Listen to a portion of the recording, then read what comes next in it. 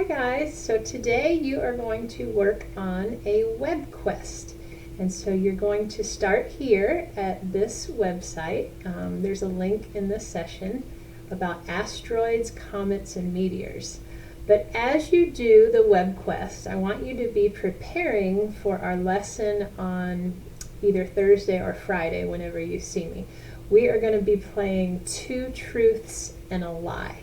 So as you go through this information about asteroids, comets, and meteors, I want you to pick one and then find two pretty interesting facts about it and then one that's a lie. So let me give you an example. So I'm going to do, I think I'll do asteroids. So let me click on asteroids. And I'm just going to read the information and find something that's interesting. So here it says the current known asteroid count is 994,992. So that could be one of my facts, or I could make it a lie. I could say there are more than 1 million asteroids in our solar system, and that would be the lie. So I could also, let's see, let me find some more facts about asteroids.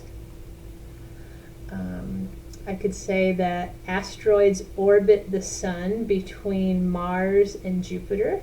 That could be a fact. Or I could say asteroids orbit the sun around Venus and Mercury. That could be a lie. Okay?